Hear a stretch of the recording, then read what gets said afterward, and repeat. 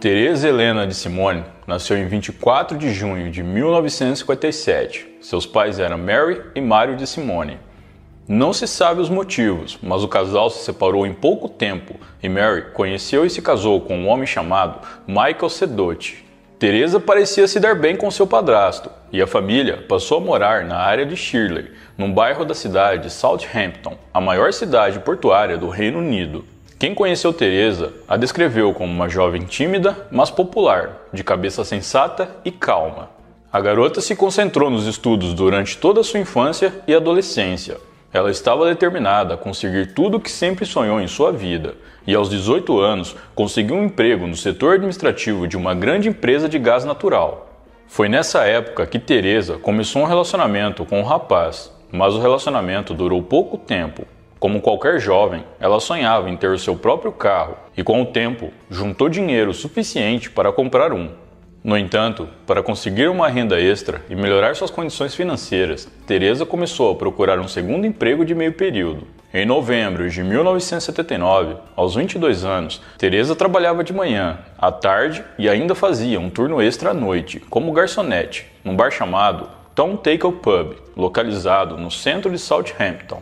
Assim, com o dinheiro que ela ganhava, ela passou a fazer planos futuros para sua vida. E apesar de estar sempre cansada, Teresa estava feliz. Ela gostava muito de trabalhar como garçonete, pois a vida agitada da noite lhe permitia conhecer muita gente e de fazer novas amizades. Em 4 de dezembro de 1979, era mais um dia como qualquer outro. Teresa chegou ao Tom Tackle Pub no seu horário habitual para assumir o turno da noite. Os funcionários e outras pessoas que estavam no bar naquele dia relataram que ela parecia feliz e estava muito sorridente. Uma de suas melhores amigas, Jenny Savage, também trabalhava no bar. As duas amigas combinaram que após o expediente, elas iriam para uma boate na Commercial Road para comemorar o aniversário de um amigo em comum. Por volta das 11 da noite, Teresa e Jenny fecharam sua caixa e saíram do pub. Como a boate ficava a uma curta distância de onde estavam, as duas foram no carro de Jenny. E ao fim da comemoração, Jenny levaria Teresa até o seu carro para poder ir embora. Ao chegarem à boate, as duas ficaram juntas a noite inteira e só beberam refrigerantes. Era por volta da meia-noite quando elas decidiram ir embora e se dirigiram ao carro de Jenny, que estava estacionado do lado de fora. Conforme combinado, Jenny voltou com Teresa para pegar o carro dela no Tom Tackle Pub. Passava da 1 da madrugada. Elas ainda ficaram conversando por cerca de meia hora. Quando Teresa entrou em seu carro, Jenny deu a ré no estacionamento e foi para casa. Na manhã seguinte, Mary notou que sua filha não havia voltado para casa e também notou que seu carro não estava na garagem. Um pouco preocupada, Mary perguntou ao marido se ele poderia passar no escritório da empresa de gás que Teresa trabalhava para ver se ela estava lá. Michael concordou e foi em direção ao centro de Southampton. Passando pela região antes de chegar ao escritório, ele viu o carro de Teresa no estacionamento do Tom Tackle Pub. O que era estranho, pois o bar estava fechado e Teresa só trabalharia lá no turno da noite. Ao olhar à distância, ele percebeu que o veículo estava vazio. Ele então decidiu voltar para casa e avisar a mãe da jovem. Uma hora depois, por volta das 10 da manhã, o dono do bar, Anthony Peacock, chegou ao estabelecimento. Embora o pub não abrisse pela manhã, havia uma entrega de bebidas marcada para aquele horário. Ao chegar no estacionamento que ficava na parte de trás do pub, Anthony viu o carro de Teresa e tentou movê-lo para dar passagem ao caminhão de entregas que estava chegando. No entanto, quando Anthony se aproximou do carro, percebeu que no banco de trás havia um corpo. Era Teresa. Assustado, Anthony telefonou imediatamente para a polícia.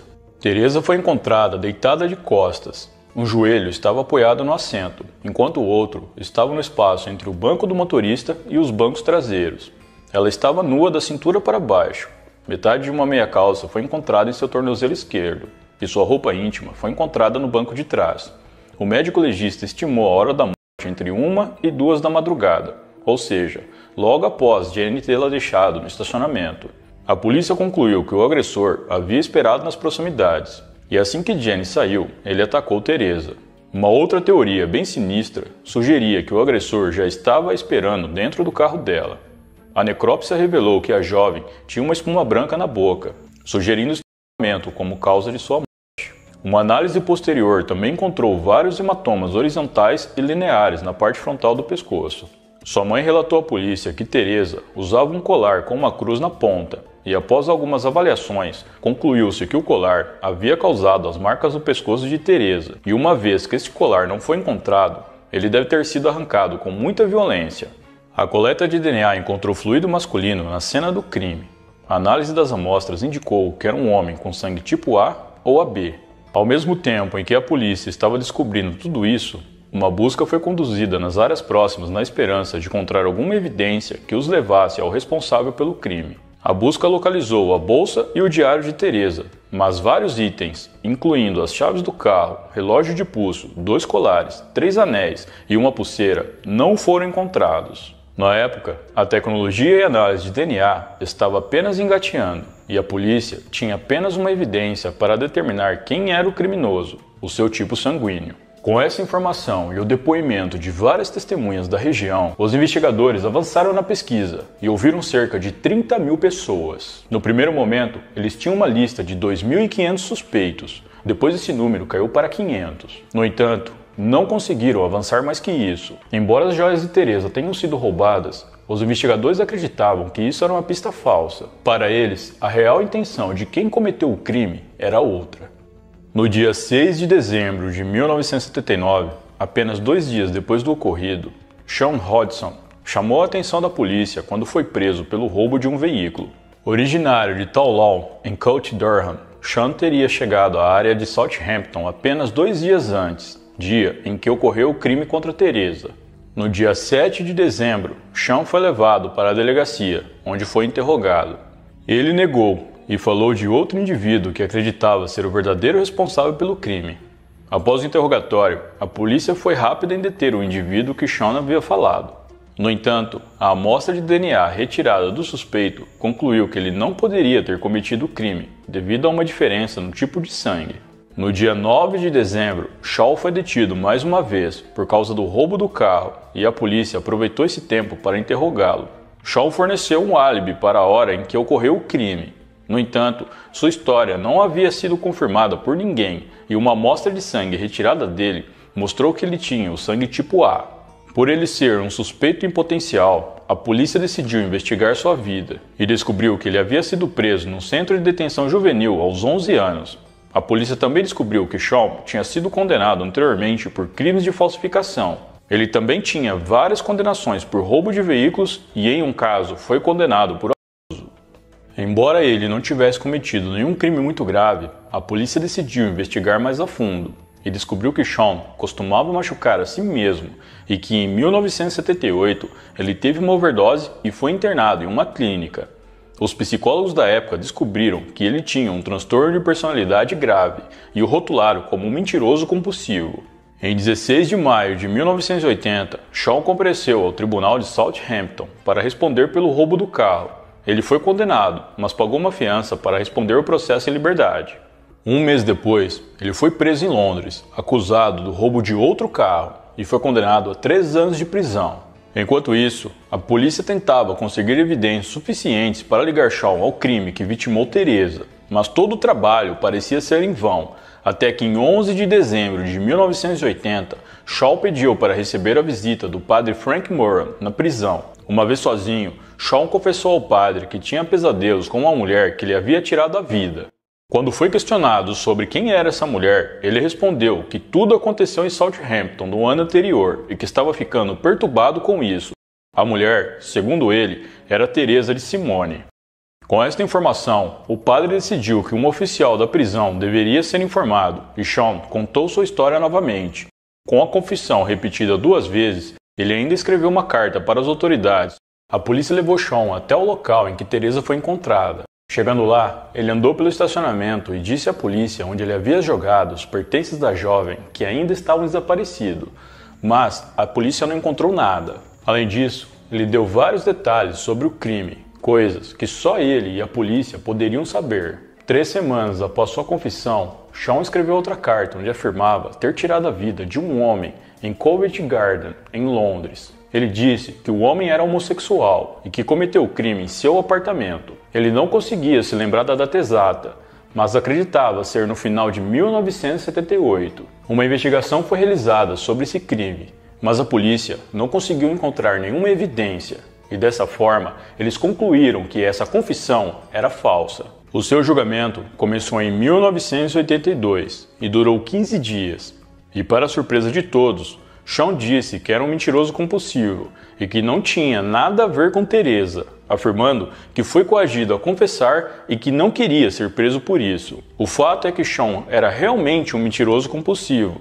Para se ter uma ideia, durante toda a sua vida, ele confessou mais de 200 crimes, incluindo homicídios que simplesmente nunca aconteceram. No entanto, o tribunal argumentou que, sob o efeito de bebida, ele havia arrombado o carro de Teresa com a intenção de roubar o carro e adormeceu. Quando Teresa chegou, ele se assustou e decidiu tirar a vida dela. Apesar de negar o crime diante do juiz, ele confessou pelo menos 3 vezes, escreveu uma carta de confissão e ainda visitou a cena do crime, dando detalhes que a polícia jamais divulgou na mídia, e isso foi usado para endossar sua condenação. Em 5 de fevereiro de 1982, o júri anunciou o veredito e Shawn foi condenado à prisão perpétua. Após sua prisão, Shawn voltou a afirmar que não era o culpado pelo crime. Pouco depois de sua condenação, ele deu início ao seu primeiro recurso, mas como tinha conhecimento de detalhes secretos do caso, seu recurso foi negado. Em 1998, um grupo de advogados agindo em nome dele iniciou um inquérito para saber se as provas forenses retiradas da cena do crime ainda estavam disponíveis. Uma vez que os exames de DNA haviam ficado cada vez mais aprimorados, esses advogados queriam provar a sua inocência, afirmando que ele foi apenas um bode expiatório para a incompetência da polícia da época. No entanto, o novo inquérito falhou.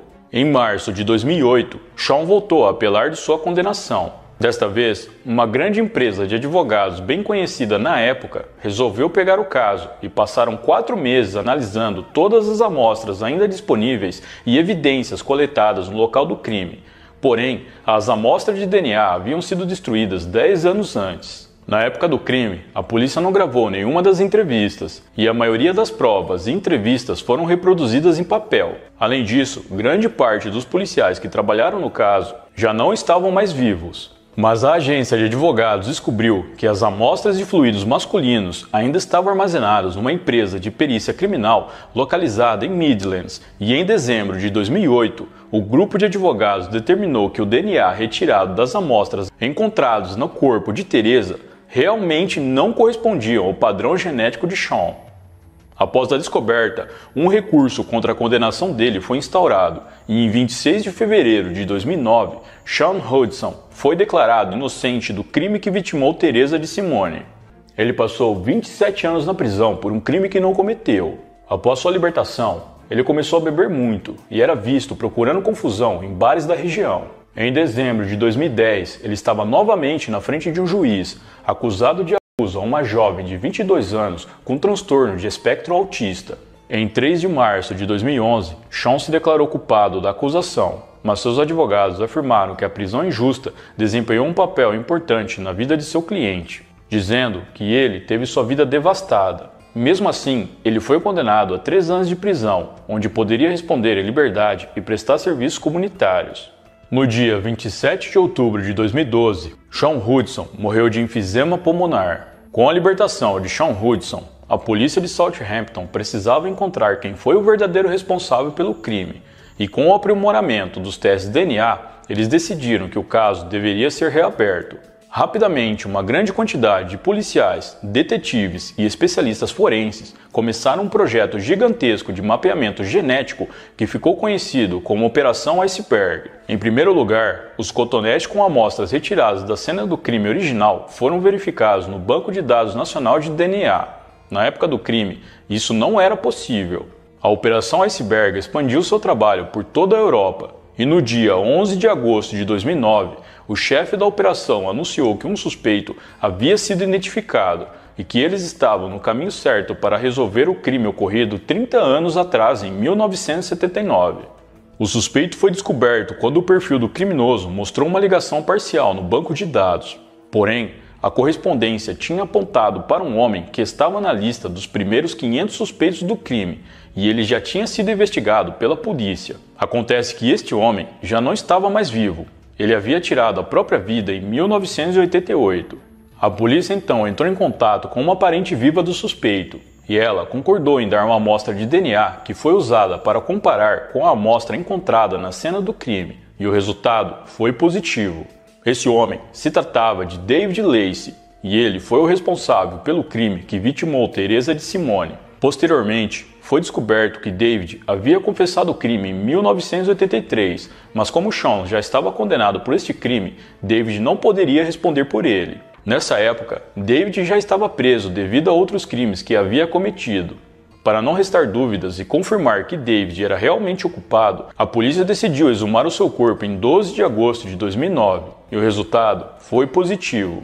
Durante a confissão de David em 1983, ele disse que havia roubado uma mochila e dinheiro no lar para idosos em Portsmouth. Depois disso, ele decidiu caminhar até Southampton.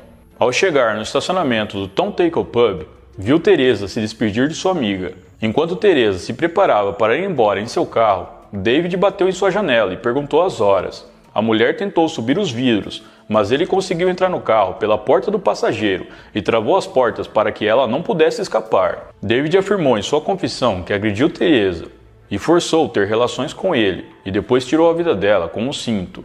Ele então pegou sua bolsa e joias e se escondeu na área por cerca de 10 minutos antes de pegar um trem de volta para Portsmouth. Sua declaração foi rejeitada na época, primeiro porque Sean havia sido condenado e depois porque David afirmou ter roubado objetos que não pertenciam a Teresa.